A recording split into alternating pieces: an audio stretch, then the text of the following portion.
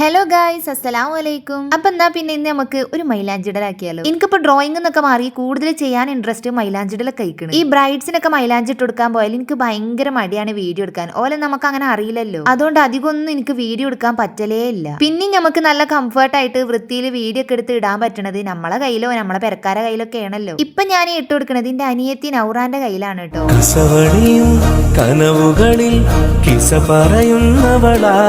കഴിഞ്ഞ ദിവസം ഞാൻ എന്റെ ഒരു ബ്രൈഡിന് ഇട്ട് കൊടുത്ത ഡിസൈൻ ആയിരുന്നു. എനിക്ക് ഇട്ടതിനിപ്പോ നല്ലോണം ഇഷ്ടപ്പെട്ട ഡിസൈൻ ആയിരുന്നു. പക്ഷെ എനിക്കത് വീഡിയോ എടുക്കാൻ പറ്റിയില്ല. ആ സങ്കടം തീർക്കാനാണ് അതേ ഡിസൈൻ ഞാൻ നൗറാന്റെ കയ്യിൽ ഇട്ട് കൊടുത്തിട്ട് വീഡിയോ എടുക്കുന്നത്. ആദ്യം ഞാൻ വിചാരിച്ചു ഓളെ കയ്യിൽ ഇത് തികയിലായിരിക്കുന്നു, കാരണം ഓളെ കയ്യിന് നീളവും തടിയും കുറവാണ്. പക്ഷെ എങ്ങനെയൊക്കെ ഞാൻ ഒപ്പിച്ച് സെറ്റാക്കി എടുത്തിക്കണ സംഭവം. ഫൈനലൊക്കെ നിങ്ങൾക്ക് ഇഷ്ടമായിക്കണോ ഇല്ല എന്നുള്ളത് പറയണം കേട്ടോ. കുറച്ച് ആൾക്കാരൊക്കെ ചോദിക്കലാണ് ഞാൻ മൈലാഞ്ചി ഓൺലൈൻ ആയിട്ട് പഠിക്കാനൊക്കെ പോയിക്കണോന്ന്. മൈലാഞ്ചിയും ഡ്രോയിങ്ങും ഒന്നും ഓൺലൈൻ ആയിട്ട് ഞാൻ പഠിച്ചിട്ടില്ല. എല്ലാം റെഫറൻസിന് യൂട്യൂബും പിൻട്രസ്റ്റും പ്രാക്ടീസും പിന്നെ കുറച്ച് ക്രിയേറ്റിവിറ്റിയും അത്രയ്ക്കുള്ളൂ.